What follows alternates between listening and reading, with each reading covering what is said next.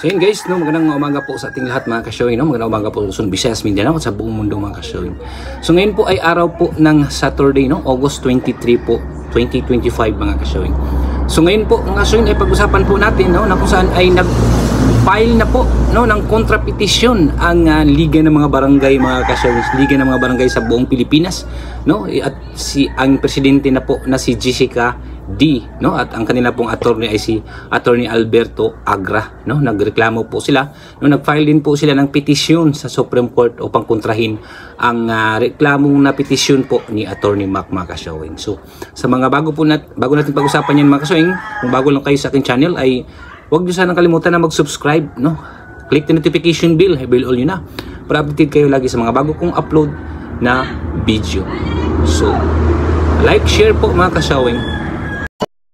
Are you ready?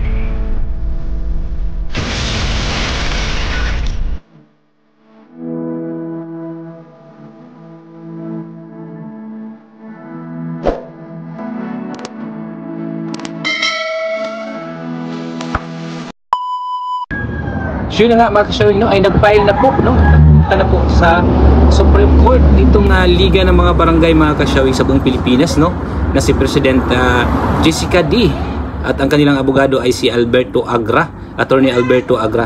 Nag-file din po sila ng petisyon doon sa Supreme Court upang kontrahin po, no, ang petisyon po ni Attorney Mac, no, at question po nila, no, yung 2 years lang na election kung sakaling matuloy ang election ngayong December mga ka-showing. Yun po ang kanilang tinatanong doon sa kanilang petisyon, no? O ano kaya ang mangyayari na ngayon, no? Mukhang nagkontraha na.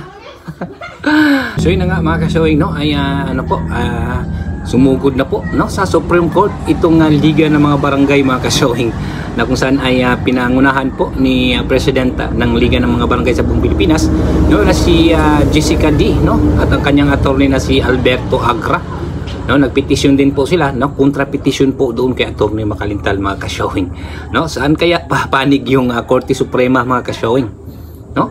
Matuloy kaya yung election sa December or matuloy yung November 2026, no? Dahil mayroon kinontra na po nila, no, ang petition po ni Attorney Mac, no. Talagang siguro maguguluhan yung Supreme Court niyan mga ka-showing, no, kung saan sila papanig, no. Pero kumbaga parang ano yan parang 2 in 1, no, dalawa versus isa si Macalintal at dalawa po sa kabila dahil sa doon kay Malacanang at yung kay Liga ng mga Barangay, no. 2 in 1 po yan.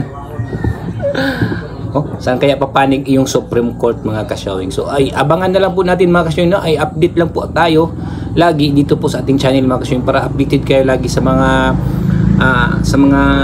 balita tungkol po diyan sa BSK, na kung saan ay nasa Supreme Court na po, no, yung mga dalawang petisyon, no, yung dalawang kontrang petisyon mga ka-showing, no. At binigyan kasi ng 10 araw, no, yung Malacanang at ang Office of the President at ang Congress at ang Senate, no, na kung saan ay magpapaliwanag po sila, no, kung bakit ginagawa po nila yung batas na yan.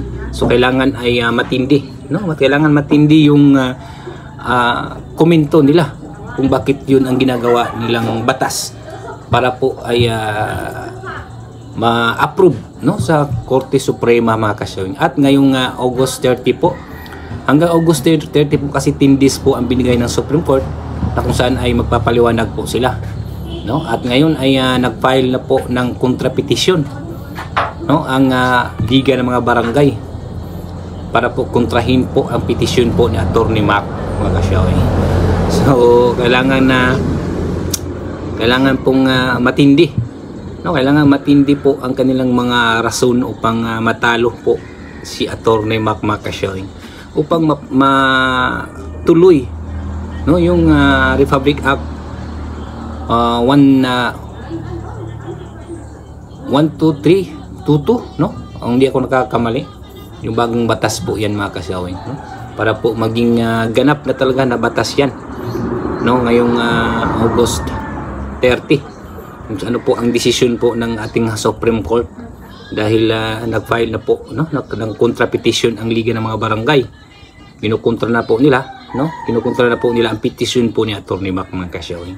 So yun lang po mga kasyawin, no? Abangan po natin, no, lagi at nakatutok po kayo lagi ito sa ating channel mga kasyawin para po updated kayo lagi, no, sa mga bago kong upload na video na katulad po dito tungkol po sa BSK, dahil ito ay inaabang-abangan talaga lahat ng mga barangay official sa buong Pilipinas mga kasyawin, no, kung ano na ba ang resulta diyan sa bagong batas, no, kung yan ba'y papasa sa Supreme Court o yan ba'y maharang o yun ba'y hindi matuloy.